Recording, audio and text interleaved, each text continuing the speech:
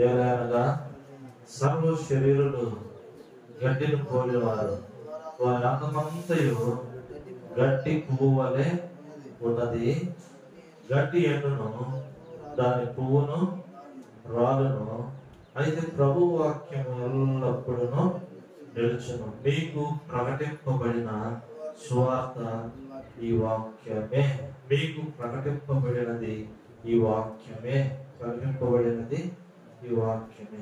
దేవుడి వాక్యం మన కొరకై ఆశీర్వదించుగా. ఈ మధ్యాహ్నం ప్రభు బలలో పాల్గొనే మనకు దేవుడు ఇచ్చేటువంటి మాట ఏం మాట అంట?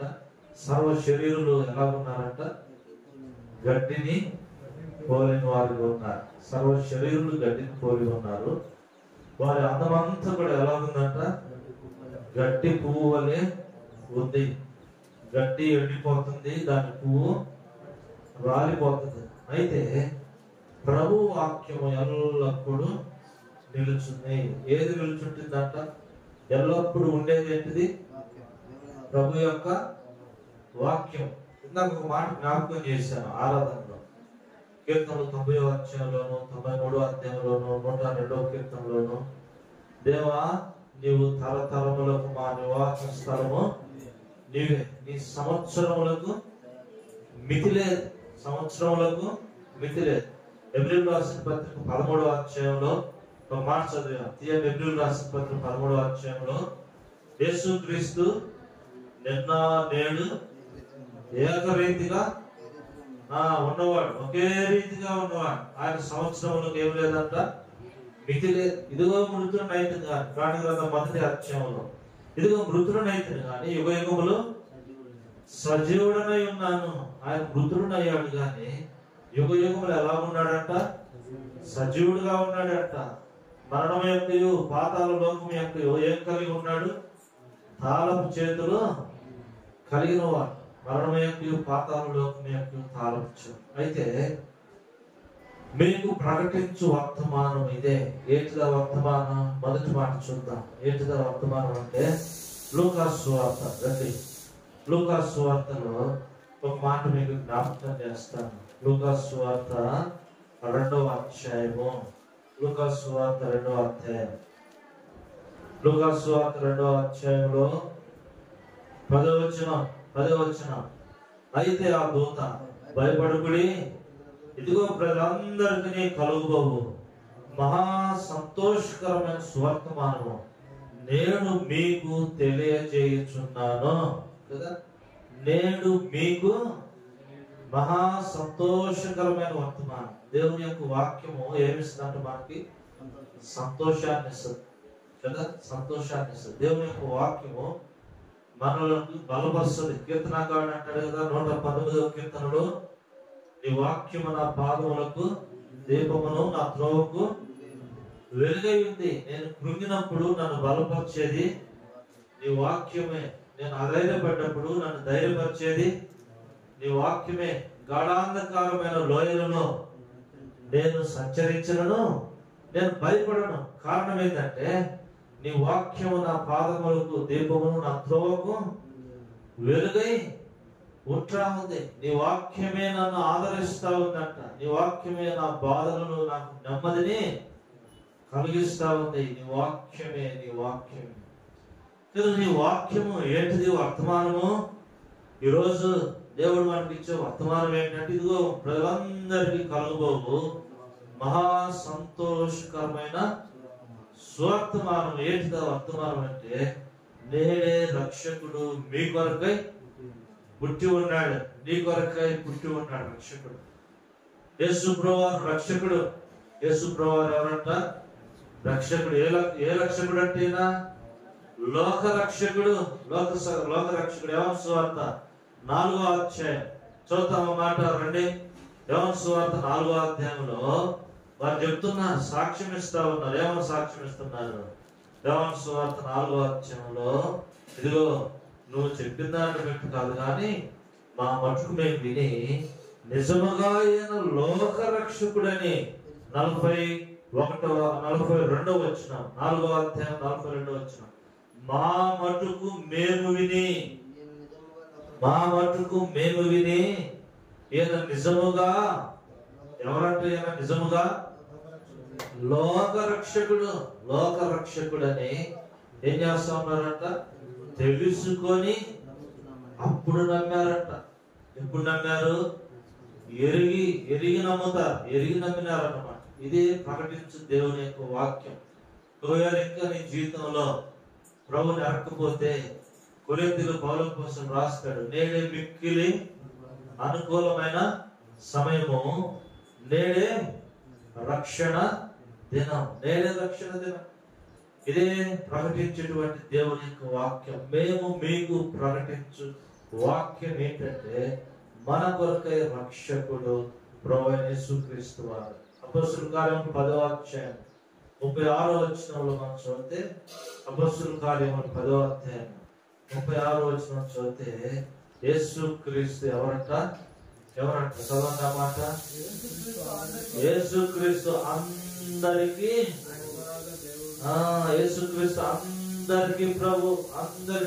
ఇదే వర్తమానం. దేవుడు ఎవరంట? అందరికి దేవుడే, అందరికి దేవుడు. చాలా మంది ఈ దేవుని యందు మనం ఏం చేయాలంట? విశ్వాసం ఉంచాలా. అన్ని నామముల కంటే పరిణామం కలిగిన వాడు. ఫిలిప్పీయులకు రాసిన పత్రికలో 2వ అధ్యాయం మనం చూద్దాం. అన్ని నామముల కంటే పరిణామం కలిగిన వాడు, అత్యున్నతముగా హెచ్చింపబడిన వాడు. అపొస్తలుల కార్యములు 4వ అధ్యాయం 12వ వచనం. అపొస్తలుల కార్యములు 4వ అధ్యాయం 12వ వచనంలో మనం చూస్తే, మరి ఎవని వలనను రక్షణ కలుగదు, ఈ నామమునే ఆకాశం క్రింద మనుషులకు ఇవ్వబడిన ఏ నామమున రక్షణ లేదు, యేసు ప్రభువారి యొక్క నామమునే రక్షణ. చదువుతారా తీసిన వాళ్ళు? చదవండి ఆ మాట. అపొస్తలుల కార్యములు గ్రంథము, అపొస్తలుల కార్యములు 4వ అధ్యాయము 4వ అధ్యాయమేనా? 4వ అధ్యాయము 12వ వచనం చదవండి. మొదట ఎగరగొట్టినాం, అసలు ఎగరగొట్టినాం. ఏముందాడు ఎగరగొట్టింది? అసలు ఈ మాట చెప్పాలా? అరే బాబు, ఎవడు రక్షించేవాడు ఎవడు లేడు. రక్షించేవాడు ఎవడు కూడా లేడు. మరి ఎవరి వలన కూడా మనం పరలోకం బాలేం. ఎవడు మనల్ని రక్షించేవాడు లేదు. మనకు రక్షకుడు ఎవడు లేడు. యేసయ్య ఒక్కడే రక్షకుడు, ఆయన మనం రక్షించేవాడు. అందుకని అక్కడ రాయబడింది, మరి ఏ నామమున రక్షణ లేదు, కానీ ఆకాశము క్రింద అంటే ఈ భూమి మీద మనుషులలో చెప్పబడుతున్న ఏ నామమున రక్షణ లేదు. అనేకమైన నామాలు ఉన్నాయి. నామం అంటే పేర్లు, అనేకమైన పేర్లు ఉన్నాయి. ఏ నామమున రక్షణ లేదు, కానీ ఒక్క యేసయ్య నామములోనే పాపికి రక్షణ ఉంది. ఒక్క యేసయ్యే మనల్ని పరలోకానికి తీసుకొని పోవడానికి మార్గముగా వచ్చాడు. యోహాను సువార్త 14వ అధ్యాయము 6వ వచనంలో ఏమంటాడు? యేసు నేనే మార్గమును సత్యమును జీవమునై ఉన్నాను, నా ద్వారా తప్ప ఎవడును ఎక్కడికి వెళ్ళడంట? పరలోక రాజ్యానికి వెళ్ళలేడు, తండ్రి దగ్గరికి పోలేడు. ఇది వర్తమానం. ఏంటిదంటే వర్తమానం? ఆయనే రక్షకుడు, ఆయనే అందరికి ప్రభు, ఆయన అన్ని నామముల కంటే పరిణామం కలిగిన వాడు. ఆయన ద్వారా తప్ప ఎవడను పరలోకము చేరలేడు. ఒక అద్భుతమైన సంగతి ఏంటంటే, ఏ నామమున ఏ దేవుడు కూడా ఏ పాపి కొరక ఏ నాడు ప్రాణం పెట్టిన వాడు ఎవడనో లేడు.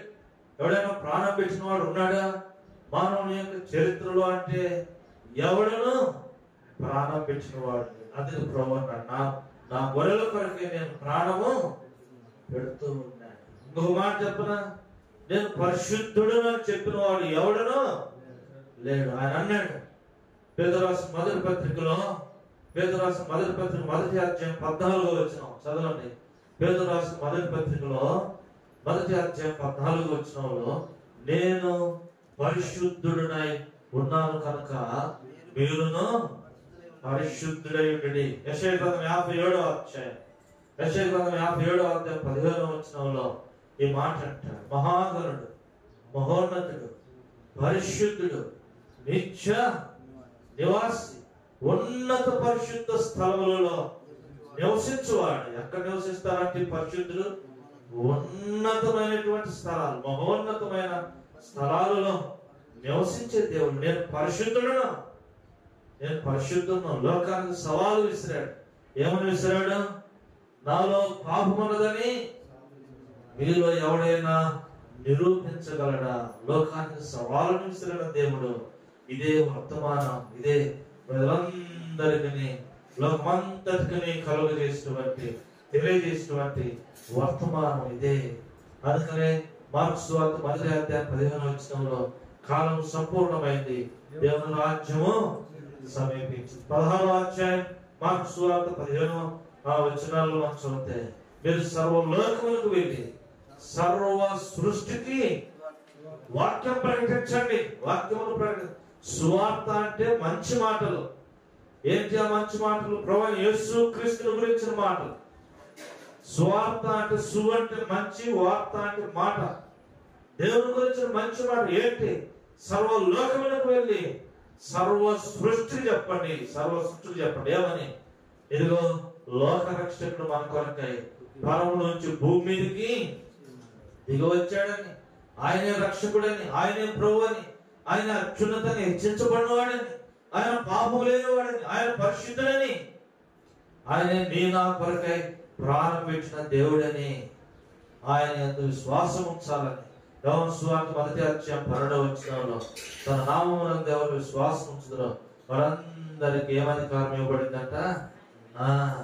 3:16 రాయబడింది, దేవుడు లోకమును ఎంతో ప్రేమించాడు. దేవుడు లోకమును ఎంతో ప్రేమించాడు. ఆయన నిన్ను నన్ను ప్రేమిస్తున్నాడని చెప్పండి లోకానికి. లోకానికి చెప్పండి. ఇది మొదటిది. రెండో మాట జ్ఞాపకం చేస్తాను. యోహాను రాసిన మొదటి పత్రిక 1:5 యోహాను రాసిన మొదటి పత్రిక 1:5 జాగ్రత్తగా వినాలి. మేము ఆయన వలన వినినా మీకు ప్రకటించు వర్తమానం ఏదనగా, దేవుడు ఎవరై ఉన్నాడట? వెలుగై ఉన్నాడు. రెండవది, ఆయన వెలుగై ఉన్నాడు. ఆయన యందు చీకటి ఎంత మాత్రమును లేదు, పాపం ఎంత మాత్రమును లేదు. ఒకప్పుడు మనం ఎక్కడున్నాం? పేతురు రాసిన మొదటి పత్రికలో 2:9 ఈ మాట రాయబడింది. పేతురు రాసిన మొదటి పత్రిక 2:9 మీరు చీకటిలో ఉన్నారు. చాలు. ఆయనలో చీకటి లేదు. ఆయనలో ఏం లేదు? చీకటి లేదు. మనం ఎక్కడున్నామంట? చీకట్లో ఉన్నాం. మీరు చీకట్లో ఉన్నారు. అందుకనే ఆ వెలుగై ఉన్న దేవుడు చీకటిలో ఉన్న మనలను ఎక్కడ తెచ్చాడంట? తన ఆశ్చర్యకరమైనటువంటి వెలుగు. ఏ వెలుగు ఇది? Wonder light. ఆశ్చర్యకరమైనటువంటి వెలుగు. బైబిల్లో 5 రకాలైన వెలుగులు ఉన్నాయి. బైబిల్ 5 రకాలు. అపోస్తలుల కార్యములు 26 పౌలు అపోస్తలుడు గొప్ప వెలుగును చూశాడు. గొప్ప వెలుగును చూశాడు. ఏమి? పేతురు అపోస్తలుడు ఏ వెలుగు రాశాడంట? ఆశ్చర్యకరమైన వెలుగును గురించి మాట్లాడుతూ ఉన్నాడు. సువార్తికుడు యోహాను సువార్త 1:4-5 నిజమైన వెలుగును గురించి రాయబడి చదవండి ఆ మాటలో. యోహాను సువార్త 1:4-5 నిజమైన వెలుగు నేను అది లోకంలోకి వచ్చిందంట. లోకంలోనికి వచ్చి లోకములో ఆరిపోయిన దివిటీలను, ఆరిపోయిన జీవితాలను, చీకటిలో ఉన్న జీవితాలకు ఏమిస్తా ఉంది? వెలుగునిస్తా ఉంది. ఏదబ్బా ఇంత సమయం తీశారు? యోహాను సువార్త 1 కదా చదవమంటే మీరేం చేస్తున్నారు? నేను ఒకటి చెప్తే మీరు ఒకటి తిరిగేస్తున్నారు. అది చదవండి. యోహాను సువార్త 1 నిజమైన వెలుగు నేను అది లోకంలోనికి వచ్చుచు ప్రతి మనుషుని చూడండి, ప్రతి ఒక్కరిని వెలిగిస్తా ఉందంట. అందుకంటాడు, ఏ ఒక్కడు నాశించుట నాకు ఇష్టమో, ఏ ఒక్కడు చీకటిలో ఉండుట ఆయనకి ఇష్టం లేదు, ఏ ఒక్కడు నరకానికి పోవట దేవునికి ఇష్టం లేదు. అందుకని ప్రతి మనుషుడు వెలుగుతో నింపబడాలి. ఇది వర్తమానం. దేవుడు వెలుగై ఉన్నాడు. ఆయన యందు చీకటి లేదు. కానీ చాలా పర్యాలు మన జీవితంలో ఎలా ఉంటామో తెలుసా? యోహాను రాసిన మొదటి పత్రికలో 1 అధ్యాయంలో 5, 6, 7 వచనాలు మనం చదివితే, మేము ఆయన వలన విని మీకు ప్రకటించు వర్తమానం ఏమనగా దేవుడు వెలుగై ఉన్నాడు, ఆయన యందు చీకటి ఎంత మాత్రమును లేదు, ఆయనతో కూడా సహవాసం కలిగి ఉంటే, ఆయనతో కూడా సహవాసం కలిగి ఉన్నామని చెప్పుకొనొచ్చు. చూడండి చూడండి చూడండి ఏం చేస్తున్నారంట మనుషులు. ఒక్క నిమిషం, మనుషులు ఏం చేస్తున్నారంట? అయ్యా మేము ఆ వెలుగుతో సహవాసాన్ని కలిగి ఉన్నామని పక్క చెప్తూ, వీరపక్క మేము ఆ వెలుగుతో సహవాసాన్ని కలిగి ఉన్నాము, ఆ జీవపు వెలుగును కలిగి ఉన్నాము, మమ్మలను నిజమైన వెలుగును కలిగి ఉన్నాము, నిత్యమైనటువంటి వెలుగులో ఉన్నాము, గొప్ప వెలుగులో ఉన్నాము, ఆశ్చర్యకరమైనటువంటి ఆ యేసయ్య వెలుగులో ఉన్నాము, ఆ యేసయ్య లోకానికి వెలుగయ్యా, మాకు దారి చూపించాడయ్యా, మేము ఆయన దారిలో నడుస్తున్నామయ్యా అని చెప్పుకోవచ్చు. ఏం చేస్తున్నారంట? ఏమబ్బా ఏమబ్బా ఎవరు నట్టుందో చూడండి. మేము వెలుగు బిడ్డలమయ్యా అని చెప్పుకోవచ్చు, దేవుని బిడ్డలు అని చెప్పుకోవచ్చు. ఎక్కడ నడుస్తున్నారంట వీళ్ళు? చీకటి జీవితానికి అలవాటు పడ్డారంట. చెప్పుకోవటమేమో లోకంలో ఉంటుందిగా, చేసేది పూజలు, దూరేది గుడిసెలు. ఎట్టుందన్నమాట. ఎట్టుందంట? చేసేది పూజలు, దూరేది గుడిసెలు. అట్లా ఉంది లోకంలో ఉన్న సామెతలాగా. చెట్టు పేరు చెప్పుకొని ఏమమ్ముకుంటున్నామంట? చెప్పండి, మీకు సామెతలు రావా? ఏమి చెట్టు పేరు చెప్పుకొని ఏమమ్ముకుంటున్నాం? కాయలు అమ్ముకుంటున్నాం. అది ఒక కిచెన్ లో వచ్చినప్పుడు గొంతు. చెట్టు పేరు చెప్పుకొని ఏమమ్ముతున్నామంట? కాయలు అమ్ముకుంటున్నాం. దేవుని బిడ్డలు అని చెప్పుకోవచ్చు. ఇంకా ఏంలోనే ఉన్నాము? ఇంకా చీకటిలోనే ఉన్నాం. మనము చీకటిలో ఉన్నామన్నాను రుజువేందో తెలుసా? తన సహోదరుని ప్రేమింపనివాడు. 5వ అధ్యాయంలోకి వెళ్తే, ఎవడైనా తన సహోదరుని ప్రేమింపకపోతే వాడి ఇంకా చీకటిలోనే ఉన్నవాడు. తన సహోదరుని ద్వేషించేవాడు, తన పక్కన ఉన్న విశ్వాసాన్ని ద్వేషించేవాడు, లోకంలో ఉన్న పాపంలో ఉన్న వాడిని ద్వేషించేవాడు, వాడు చీకటిలో ఉన్నవాడు. చీకటిలో ఇంకా చీకటి జీవితం, అవమానకరమైన రహస్య జీవితాన్ని కలిగి ఉన్నవా? అనేకుల జీవితాలు ఇలాగే ఉన్నాయి. మేము దేవుని బిడ్డలని చెప్పుకుంటారు, చేసే అన్ని కూడా చీకటి పనులే, చీకటి పనులు. అందుకనే యోహాను సువార్తకుడు ఏం రాశాడు తెలుసా? సువార్తలో తీయండి 3వ అధ్యాయం 21వ వచనం. 3వ అధ్యాయం 21వ వచనం. యోహాను సువార్త 3వ అధ్యాయము. యోహాను సువార్త 3వ అధ్యాయం 21వ వచనమేనా? చదవండి. ప్రియులారా, మన యందు సువార్తలో నువ్వు కరెక్ట్ పత్రిక చదువుతున్నావు. సువార్త, యోహాను సువార్త, నువ్వు పత్రికలో ఉన్నావు, సువార్తలో రా. సత్యవర్తనుడు మంచివాడైతే, నిజంగా ఉండేవాడైతే, నిజమైన వాడైతే ఎక్కడికి రావాలా?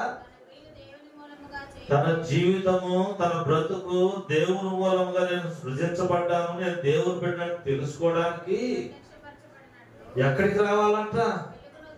వెలుగునొద్దకు రావాలి. ఎక్కడికి రావాలి మనం? వెలుగు దగ్గరికి రావాలి. వెలుగు దగ్గరికి వస్తే అప్పుడు ఏమైపోద్ది? వెలుగున్న చోట. అందుకని కొరింథీ 2వ కొరింథీ 6వ అధ్యాయంలో భక్తుడు రాస్తాడు, వెలుగునకు చీకటికి ఏం లేదంట, పొత్తు లేదు. ఏనాడు పాపమునకు పరిశుద్ధతకు పొత్తు లేదు, దేవుని బిడ్డకు అవిశ్వాసకు పొత్తు లేదు, వెలుగుకు చీకటికి పొత్తు లేదు, జీవము కలిగిన దేవునికి బెలియాలునకు పొత్తు లేదు, లోకమునకు దేవునికి పొత్తు లేదు. కానీ మనం ఏం చేస్తున్నాం తెలుసా? మనం దేవుని బిడ్డలు అని చెప్పుకుంటూ అన్నిటితో పొత్తు పెట్టుకుంటా ఉన్నాం, అన్నిటితో. రెండో మాట, దేవుడు ఏమై ఉన్నాడంట? వెలుగై, ఆయన రక్షకుడై ఉన్నాడు. రెండోది మనం ప్రకటించు వాక్యం ఏంటంటే ఆయన వెలుగై ఉన్నాడు, ఆయన వెలుగై ఉన్నాడు. మూడో మాట, అపోస్తుల కార్యం 14వ అధ్యాయం 15వ వచనం. అపోస్తుల కార్యములు 14వ అధ్యాయం 15వ వచనం. 2-3 మాటలు జ్ఞాపకం చేస్తాను. అయ్యలారా, ఎందుకు ఇలా చేస్తున్నారు మీరు? మేము కూడా మీలాంటి మనుషులమే. ఏం విడిచిపెట్టాలా? వ్యర్థమైన వాటిని విడిచిపెట్టి ఆకాశమును భూమిని సముద్రమును వాటిలో ఉండు సమస్తమును సృజించిన జీవము కలిగిన దేవుని వైపు తిరగవాలని ఏం చెప్తుంది వాక్యము? ఎవరి వైపు తిరగాలంట? జీవము కలిగిన దేవుడు ఆయన. మూడవ మాట, జీవము కలిగిన దేవుని వైపు మనం తిరగాల. ఈ దినాల్లో దేని వైపు తిరుగుతున్నా? మనం తిరగటమే కాదు, ఎవరి చేత ఒకరి చేత తిప్పివేయబడుతున్నాం. ఈ దినాన్ని ఎవరి వైపు తిరుగుతున్నా? చుప్పుడు మాటల వైపు, లోకాశం వైపు తిరుగుతున్నావేమో. తిరగకూడదు. ఎవరి వైపు తిరగాల? జీవము కలిగిన దేవుని వైపు తిరగాల. జీవము కలిగిన దేవుని వైపు, చీకటి లేని దేవుని వైపు తిరగాలి. వెలుగై ఉన్న దేవుడు. 5 మాటలు ఉన్నాయి, 3 మాటలు ముగిస్తా ఉన్నాను.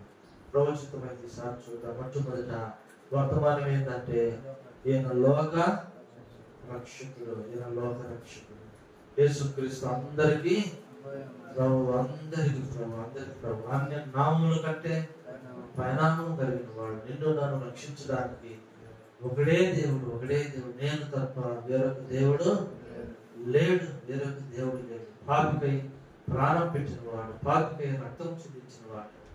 నేనే మార్గము, నా ద్వారా తప్ప ఎవడను పరలోకం పోవడానికి వీల్లేదని చెప్పగలిగిన ధైర్యము దమ్మున దేవుడు యేసయ్య ఒక్కడే. నాలో పాపం ఉన్నదని చూపించండి చాలా సవాలు విసిన దేవుడు ఆయన ఒక్కడే. రెండో మాట ఏం చూసామంట? ఆయనలో చీకటి లేదు, ఆయనలో పాపము లేదు. ఆయన వెలుగై ఉన్న దేవుడు. ఆయన వెలుగులో ఉన్న ప్రకారం మనము వెలుగులో నడిచినలా ఆయనతో మంచి సహవాసమును కలిగి ఉంటాం. ఇది వర్తమానం. ఆయనతో నడవాలి, ఆయనతో సహవాసాన్ని కలిగి ఉండాలి. లేకపోతే మనం శ్వేతాన్ని ఏం చేస్తుంది? బ్రింగుతుంది, దారి తప్పిస్తుంది, మాయ మాటలు చెప్పింది, ముగ్గులో దించింది, నేను మాయ చేసింది, తన అంట ఈడ్చుకొని వెళ్ళిపోద్ది. ఎట్లా ఈడ్చుకెళ్ళిందో తెలుసా? ఎట్లా పోతుందో తెలుసా? సామెతల గ్రంథంలో ఒక్క మాట చదువుతాం. మరో ఒకే ఒక్క మాట. సామెతల గ్రంథంలో రండి, సామెతల గ్రంథంలోకి వెళ్దాము. సామెతల గ్రంథం 7వ అధ్యాయము 23వ వచనం. సామెతలు 7:23. తనకు ప్రాణహానికరమైనదని ఎరుగక ఉరి యొద్ద పక్షి త్వరపడినట్లు వాని గుండెను అంబు చీల్చు వరకు వాడు దాని వెంట పోయెను. చూడండి, ఎట్టబోతుంది సైతాను, ఎట్ట తీసుకుపోతుంది? అంబు చీల్చింది, గుండెలో పెట్టి చీల్చిద్దది. ఎరగదు, ఎరగకుండానే పోతుంది. సైతాన్ అంట బ్రింగుదనా తిరిగిద్దంటే ఎవరిని పడుతున్నారు. అందుకే చీకటి జోలి బాగూడదు, చీకటి మార్గంలో వెళుతున్న వారి వైపు బాగూడదు. అది ఏం చేస్తుందంట? అది ఇల్లు విడిచి అటు ఇటు తిరుగుతుందంట, అటు ఇటు తిరుగుతా ఉంటదంట. కొంతమంది ఇలాగే ఉంటారు. 5వ అధ్యాయం 6వ వచనంలో, జీవ మార్గమునకు ఏ మాత్రం విచారించదు, దానికి తెలియకుండానే దాని పాదములు అటు ఇటు తిరుగుతా ఉంటాయి. సైతాన్ పాదాలు నిలకడకుండా అటు ఇటు తిరుగుతా ఉంటాయి. పొరపాటున దాని మార్గంలోకి పోయామా, అది అంపేసింది మనకి, మన గుండెని బయటికి తీసింది. బయటకుండగానే బయటికి తీసింది కదా, బతికుండానే బయటికి తీసింది. గుండె బట్టి పీడుతుంది. జాగ్రత్తగా ఉండాలి. 3వది ఏం జ్ఞాపకం చేసుకున్నాము? 3వ మాట ఏం జ్ఞాపకం చేసుకున్నామంట? 1 లోకరక్షకుడు, 2వది దేవుని వైపు ఆయన చీకటి మాత్రం లేదు, 3వది జీవము కలిగిన వాడు. మనము ఆయన వైపు తిరగాలి. ఎలా తిరగాలంట? నిర్జీవ క్రియలు Hebrews 9:14 అంటాడు, ఇదిగో మరి ఆయన రక్తం నిర్దోషమైన క్రియలను విడిచి, దేవుడు తన సొంత రక్తము నిర్దోషమైన క్రియలను ఆయన రక్తం ఏం చేస్తాట? పవిత్రపరుస్తాట. పవిత్రపరిచి మన హృదయాన్ని పవిత్రపరుస్తా ఉంటుంది. అటు కృప దేవుడు మనకి అనుగ్రహించుగాక.